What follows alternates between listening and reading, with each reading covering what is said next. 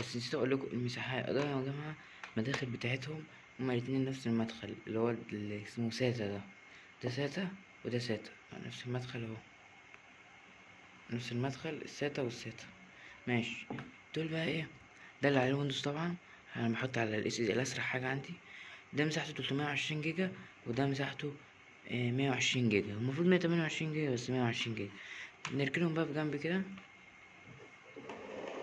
نروح للحاجة اللي هي يعني مهمة. المفروض هي مهمة جدا، انا عارف، بس يعني هما كل حاجة مهمة المفروض، بس يعني باجي بالترتيب برضو، يعني مش قوي تبع المساحة.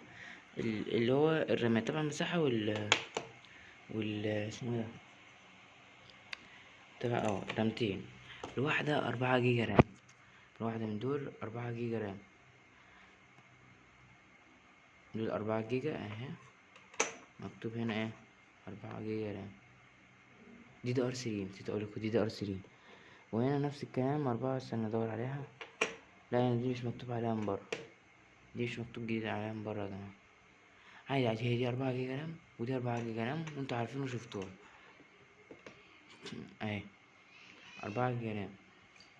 ناخدها بجنب بقى ايه، نحطها هنا. نخش على اللي بعده ايه بقى، يعني حاجة مهمة شوية.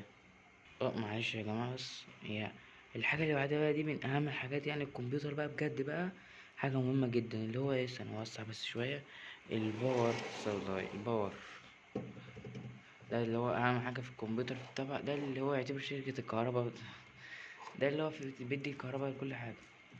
وهوريكوا كل وصلة بتعمل ايه. ده على فكرة بتاعي، كل الحاجات دي بتاعت الكمبيوتر بتاعي، أنا فكيته كلها وانتوا شايفين من شوية. عادي، أنا بحب أعمل كده، هو انا عارف الجديد شويه. هتقولي طب نوع ايه، مش هينفع ولا ايه النوع.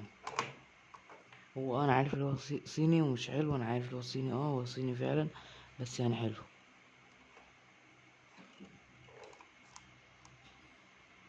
الباور من جوه، الباور ده بيقدر يوريك من جوه عامل ازاي اهو.